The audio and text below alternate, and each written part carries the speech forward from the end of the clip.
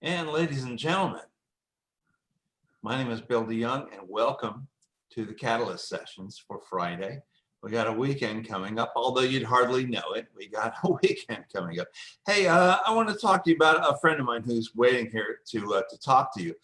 The MGA Sculpture Studio has the 4,000 square foot anchor space in the former Softwater Laundry Complex on Fifth Street South. This 3-acre facility, also known as the Arts Exchange Campus, I like that.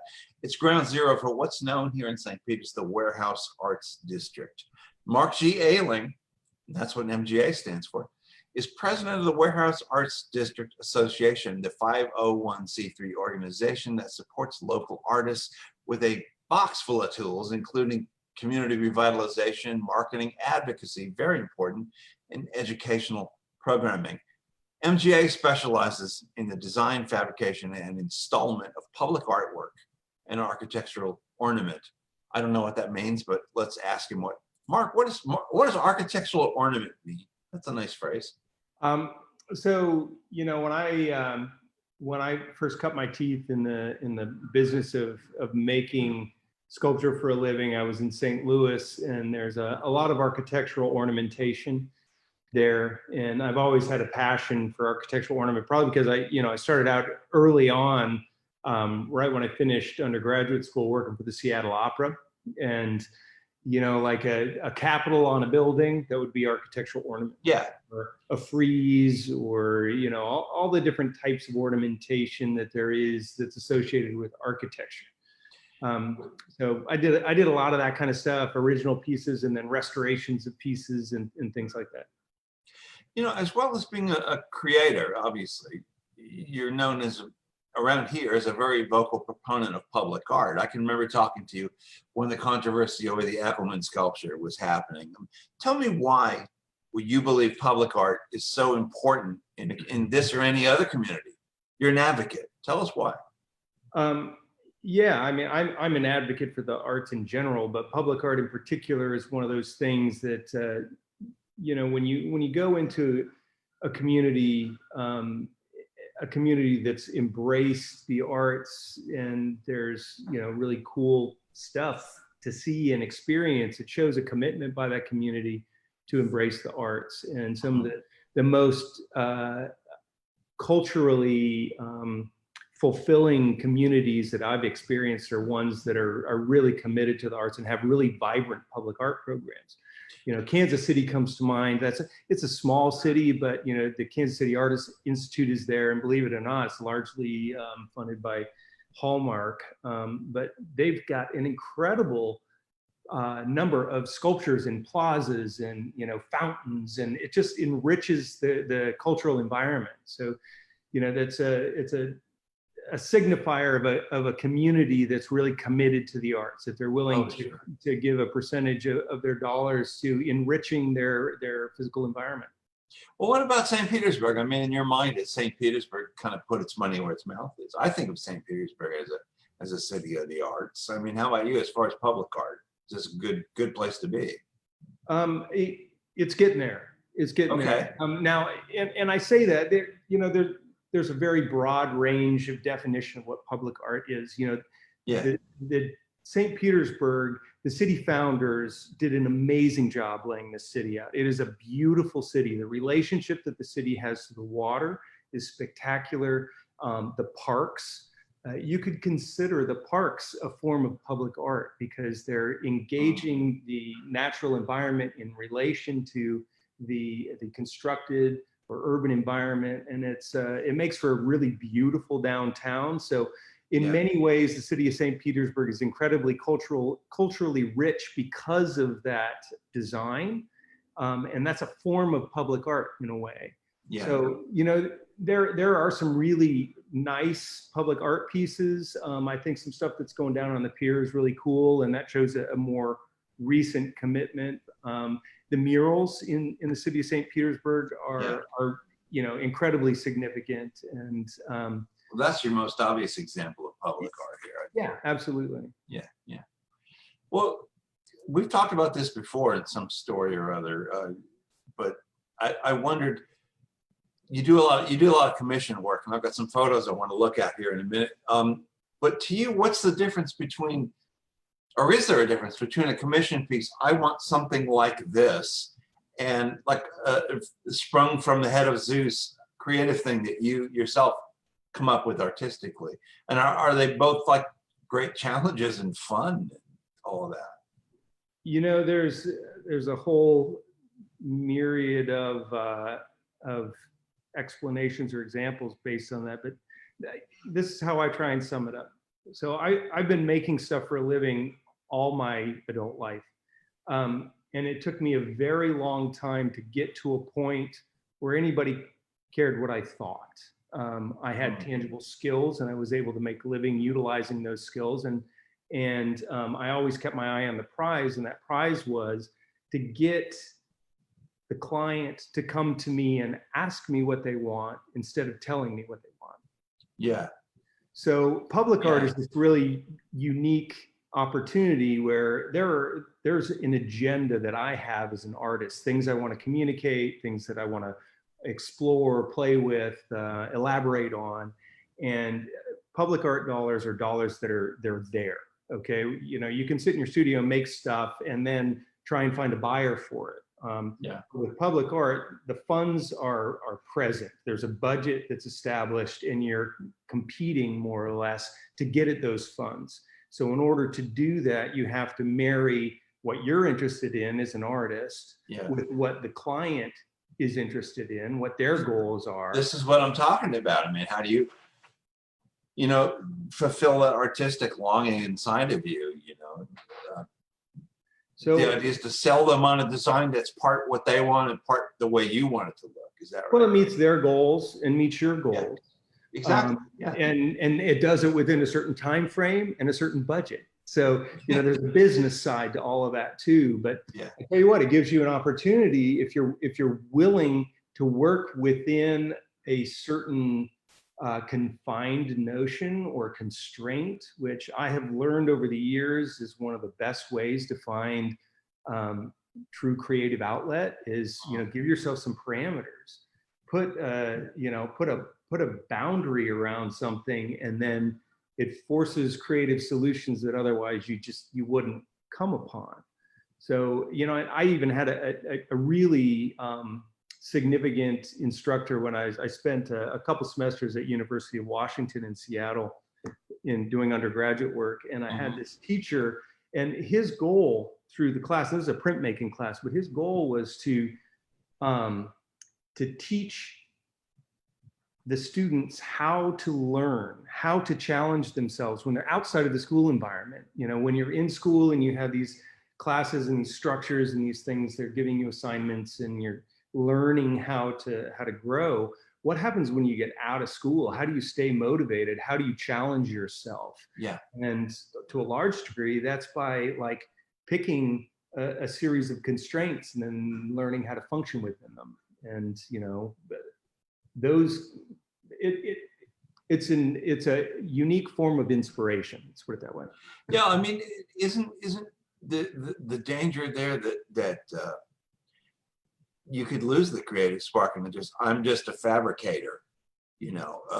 It is a danger. Yeah. Absolutely. And, you know, I tell you what, I just recently purchased a water jet, which was a huge business investment. And I avoided it and put it off for years because I did not want to be the water jet guy. I didn't want that machine to run my future where I was, you know, financially obligated to this thing to keep it running, to justify its existence, to pay for it. Well, explain to us who don't know what you're talking about what a water jet is.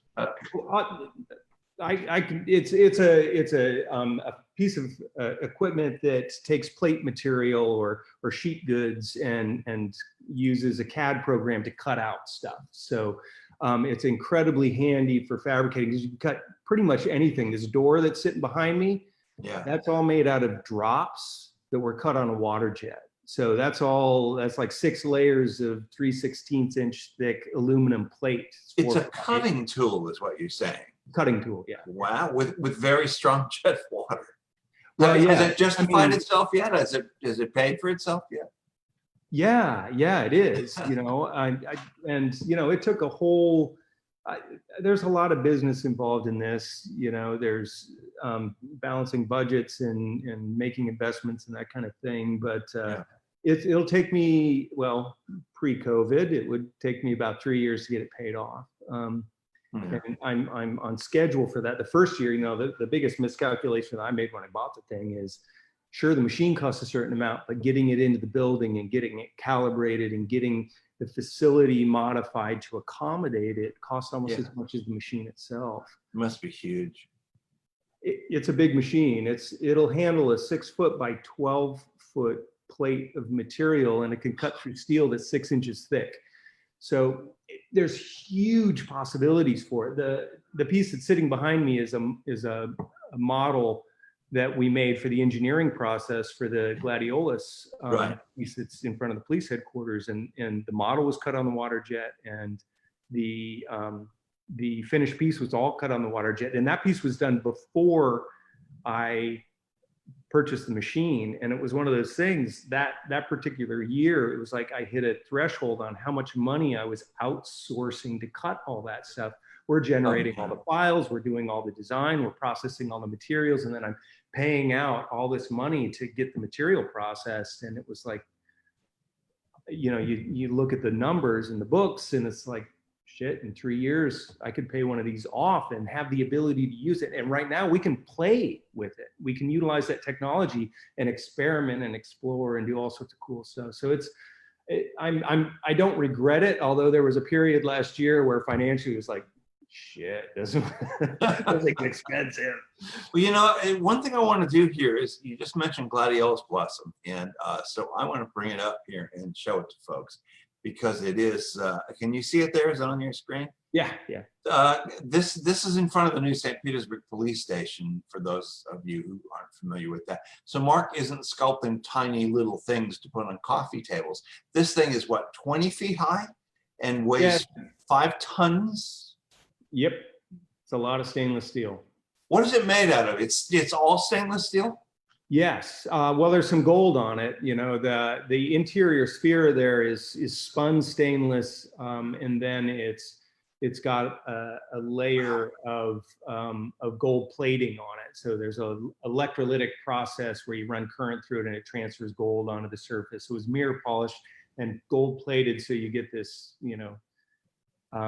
very thin, molecule thick layer of gold on it. And I have another picture that I nicked off your website. Give me a second here to find it, which also shows shielded, the other piece at the police station. If I can get it to work. There. Where is it? Well, maybe I can't get it to work, but anyway, it's up there. I'm going to try it one more time. Shielded is here.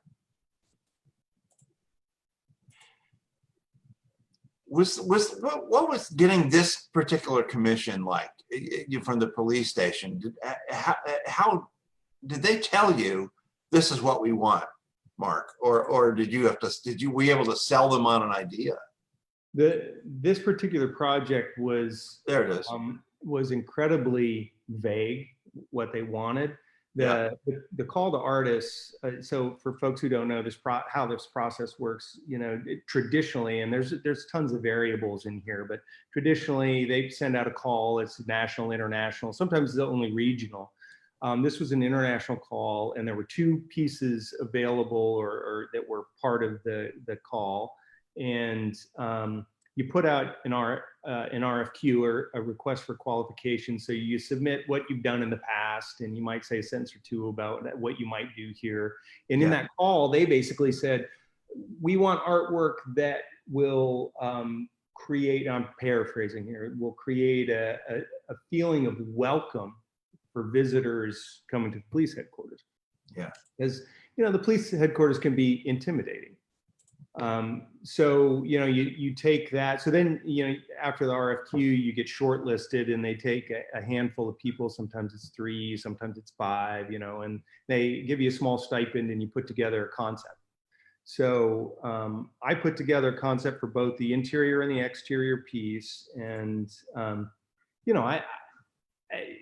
until a couple of weeks, you got a couple months to do this, and like a week before the thing, I'm thinking, gosh, this one piece is not working, the Gladiolus, and that's one I really wanted, and the other piece, the wing, was coming together so well, and I was like, man, I hope I get one of them. I'd love to just get the wing, and then we were able to pull the Gladiolus piece together in the final days of putting the application together. And when I say there's MGA, I've got 8 people helping me out now. I've got a designer that helps me, and an office manager, and I've got a number of people that help with managing and running the fabrication side of things.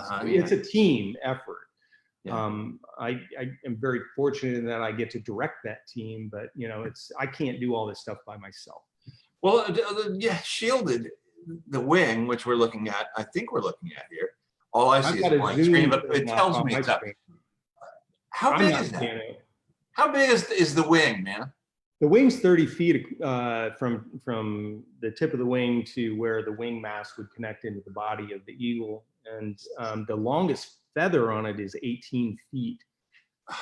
And that's a very different type of fabrication than the Gladiolus piece, because that piece, the fabrication, the Gladiolus, is super simple. It's all the work is in the computer, and all the problem solving is happening in 3-dimensional space in the virtual world.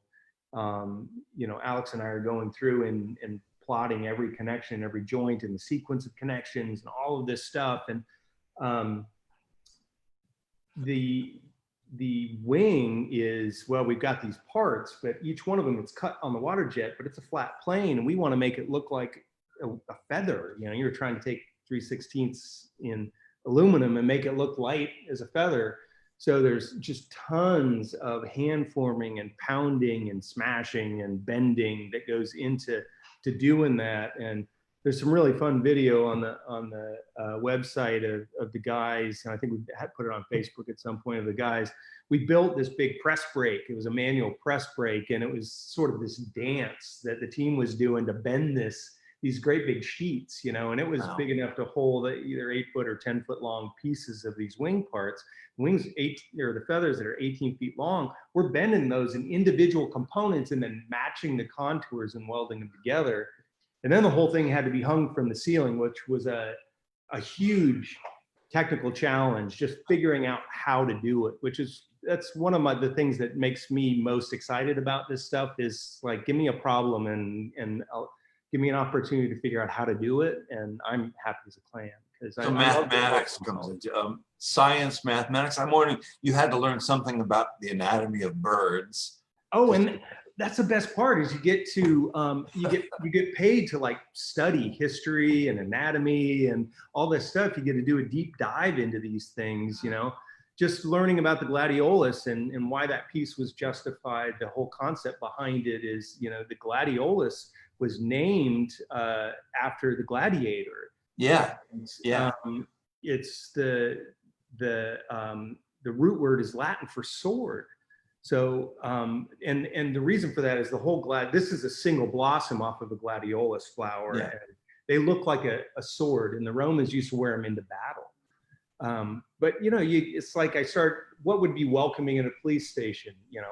Flowers. And I love flowers because they get at this math that's inherent in natural forms, and there's truth in that kind of stuff, which I find very inspiring. Yeah. So I start looking at, history of flowers. What kind of flower is going to relate to a police department? And I find this whole lineage of the gladiolus in relation to the gladiator, and there all these core historic meanings, with loyalty and honor and all these kinds of things, which are the primary tenets of the police headquarters. So it all made sense, and the city said, "Yes, Mark, well done." They like it. We couldn't articulate it ourselves, but this is exactly what we wanted. I tell you what, when the piece was unveiled and the whole police headquarters was, the chief of police actually referred to the definition or description of the sculpture in how the police relates to the community, which I was incredibly there you go. Grateful and honored that connection resonated with him. You're a crime fighter. You're Batman. Hey, I want to look at one more picture and then something else to talk about, because this is maybe something that more people have seen. This is at the Florida Aquarium. Yeah. A piece of yours. There's a pretty lady looking at it there. Who's the lady in the picture? That would be my lovely wife, a girlfriend at the time the shot was taken, but that's Carrie Janice. Yeah. And actually, Carrie she developed the concept for this piece, and we designed it together. So you know, the Florida Aquarium had approached MGA through an art walk, believe it or not. You know, I was doing art walk thinking, you know, it's good to share with the community how this process works and exposed to the arts and the kind of work that I do. I didn't really ever think I'd like make money off of artwork showing my studio. Yeah. But in walks one of the design team from the Florida Aquarium, and I get a phone call, and then they ask us to do their entry wall. So Carrie and I sat down and put a number of designs together, and this is the one that they selected. And I still love this piece. You know, it functions on a lot of levels. It's also a donor wall for them.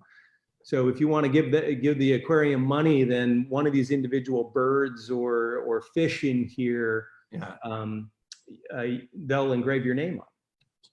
How many fish? How many birds? I mean, and can you tell me? I mean, thousands. It looks like hundreds. Yeah, many hundreds. And there are portions of this that are all cut from a single sheet. And then there are additional birds and fish that are independently mounted that add to the depth and the variety. Some of it's optical illusion. You know? Yeah, there's great depth in it. That's what I'm saying here. Yeah. It's called Ripples of Life. And there's frosted acrylic in it, and there's LED lighting. And the hardest part of this thing is that curved wall. We had to go out and make a template off that wall, and I actually built a mock-up of that wall in the studio so that we could contour all of those panels to match that contour, so we could mount it in the space and it would look seamless. Wow. Hey, listen, you just got hired to do the sculpture for the entrance to the pier, the Tony Jannus thing from 1914. Yeah, first flight. And I wondered if I want to look at it. Is it in your studio there? Can we go look at it? Yeah, absolutely. Look, folks. Let me take you into the studio here. Catalyst Sessions is going on the road, folks. Great. This is a fun piece because, for one thing, it's huge. And we have to build it in multiple sections, and the engineering on it is just insane because, you know, this thing was made out of balsa wood, not balsa wood, but light wood and canvas, and it was never intended for hurricane force winds. So we've got to take this design and then modify, stay as true to the design as possible, but using stainless steel, design it so it can withstand incredible wind force. We don't want this thing to fly. That would be a problem. So well, we should behind me, you can see it. There's a lower wing here. This is a biplane. Yeah, this is a biplane, 45-foot wingspan, and it's 1-to-1 scale ratio. So it is the actual scale. So you can see here that the surface is all perforated. So I actually had this perforated stainless steel custom fabricated for this thing. So it's got a 40% negative space in it. And then right there is, we're working on the framing of the second wing, you know, the top wing and the biplane. So we've got a temporary truss built. You can see this X in the middle of this image. This is a temporary truss that's kind of like scaffolding that's supporting that wing right now. Because that wing frame, it's 1/4 inch thick stainless cut on the water jet, of course. Yeah. And it's floppy as hell as it is. So we have to have this structure underneath it to support it. But once it gets the skin on it, that skin's on the top and the bottom, it is rigid as could be once it's skinned like that. But we'll do a truss system like this to match the cable system that helped make the wing all work. To give you an idea how big this thing is, I'll walk down along this and you can see the second half. So we're building the wings in halves. And this is the other side. And here you can see the skinning process taking shape. So we've got a frame, we've got an underside there. In fact, the guys were just welding this section on. And then we've got this top skin going on. And I tell you, I'm really happy with how tight the fabrication is on this thing. Guy's been doing a really nice job on the welding. It's just some beautiful welds in here. There's so much structure around these points support those vertical supports, and there are truss gussets in here that it's just, there's tons of engineering and little pieces and parts and details. It's just a crazy amount of work to make this happen. You know, I was just thinking, man, if you were Michelangelo, you would have had to build that plane out of a big hunk of rock. You know, sculpture's come a long way in a couple of 100 years. You know, it's funny that you mentioned that. I'm walking over to the figures here. So they wanted a bronze likeness of Tony Jannus and Mayor File, and here's the right here. So this is carved out of expanded urethane, which is a glorified word for foam. It's a really nice foam that it's expensive, but it allows me to tool it just like wood. So you can see behind these guys, there's all the historical research that goes into this, and learn about this plane and the history of this thing and the event and the history of St. Pete and how it relates. Yeah, it's just a blast. It's really cool to sink into this. You know, the poses here are based on a famous photograph of them landing in Tampa. So, you know, for those who don't know, the flight took off in downtown St. Pete. In fact, the monument will be right on the site of the original hangar for the airline. I did hear that. Yeah, that's fantastic. And this is the first commercial aviation flight in the history of aviation. The first time there's a paid passenger in an airplane. And it all started right here in St. Petersburg. It's an amazing piece of history. It happened in 1914, took off in St. Pete, and is an airboat. You know, this thing has a boat hull under it.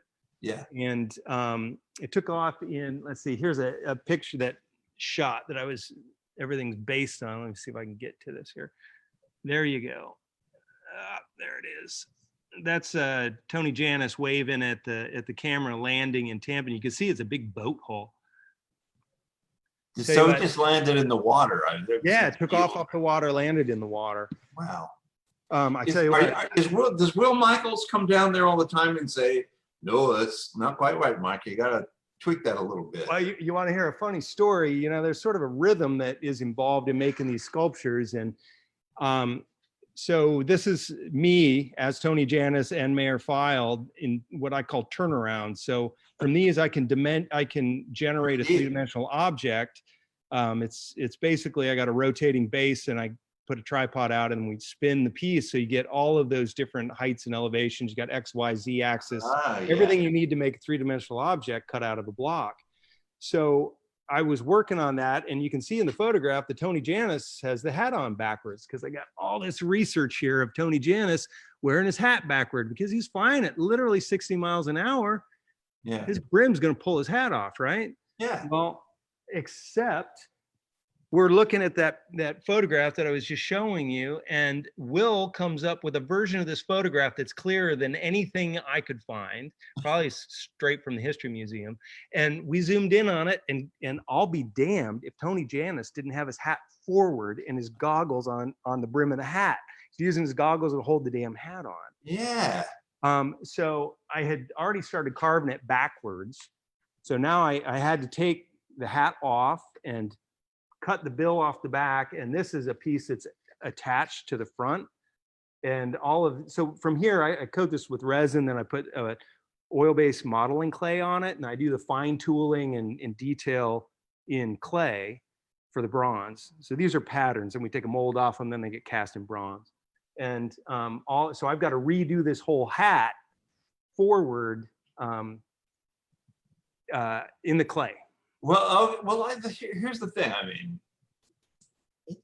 you could have just left it the way it was, and how many people, except for Will, would have said, no, he wore his hat forward, you know? This is an example of, Will is the chair of the not-for-profit that was put together to commission this piece. Of course, yeah. And I defer to him that he wanted the pose to be a specific way to relate to the photograph that everybody recognizes historically.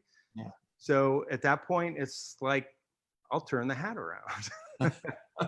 So the next step is once it's all ready, you just explain it. You make molds and then that's cast. Yeah.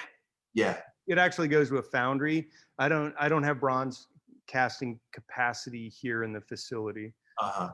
That's another one of those layers of investment that it's like, you got to be married to doing bronze. And these days I do a lot more metal fabrication than I do this kind of work. But I love doing this. This is all my hand, a lot of the other stuff I'm managing the process.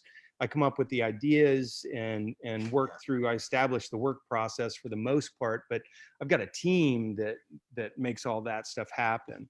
So I do more managing on the making of the other portion. But the carving stuff is my hand, that part of it I really, I love.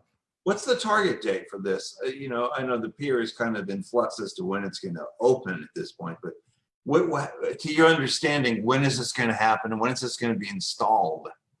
So what we're shooting for right now is an August installation date. And as long as we can stay on schedule, the challenge of this kind of thing is nobody's ever built one before. So we can estimate how much time we think it takes to do stuff. And because I've been making stuff for a long time, we get pretty good at it. But every now and then, like this first wing, we had a couple of challenges in getting the fabrication process down. And, just when you look at these things, they're on these big carts.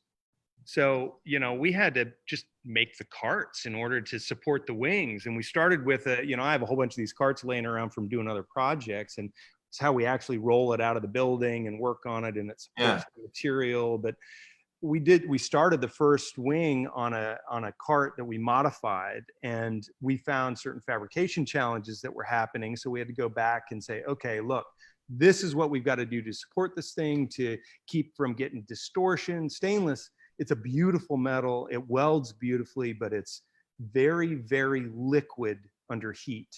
So I don't want to get too technical here, but it is not a great conductor. So when you put heat into it, it doesn't dissipate. So it tends to warp really badly. So you really have to control. It becomes a very technical metal to work with. So in other words, August is just a potential date. Yeah. You don't really know what's going to happen between now and then with the stainless. Well, if you got a flexible process, that's okay. It's welcome. You let the material do what it wants to do. But when you got a design that's trying to meet historical criteria, you want to be able to control that stuff, So here's what I'm trying to show you here is this is the Gantt chart, and this is the side of this stuff where, this is a business. We're yes, it's a creative business, but it's an endeavor that it costs money just having this facility, and you got to balance. If you want to keep doing it, you got to figure out how to balance all this shit. Yeah. Excuse me. Can I say that? Oh, it's all right. I think that's probably the third one of those that's come out of my mouth. Yeah, I know. I'm counting. Mark, we are out of time. This has been great. Now, moving forward, I want to get everybody to take us on a tour. There you go. It's always so static. This has been very, very cool.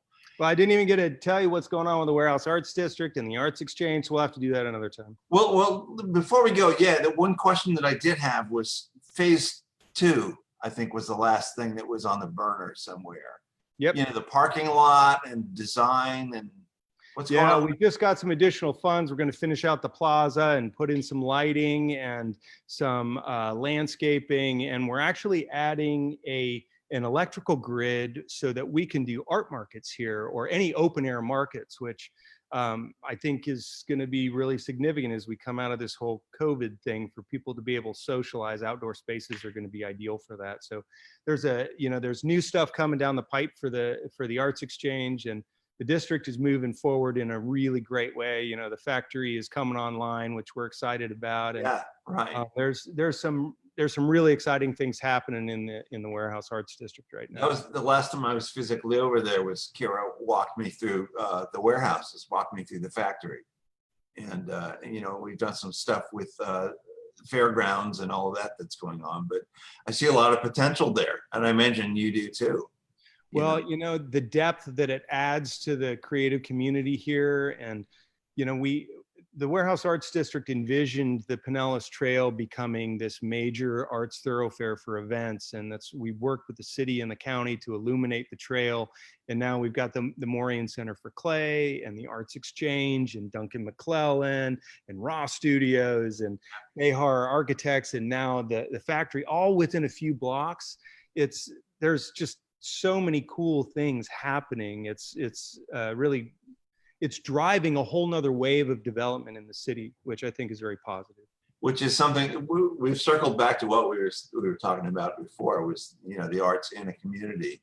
And I can't think of anybody else I'd rather talk to about it, man. I always enjoy talking to you, but I am out of time. Thank you again for taking us through everything. My pleasure. Thank you for reaching out. It's good to see you. It's good to see you too, man. Say hello to Carrie for me, and we'll see you soon. All right. All right, man. Thanks. Have a good weekend, everybody.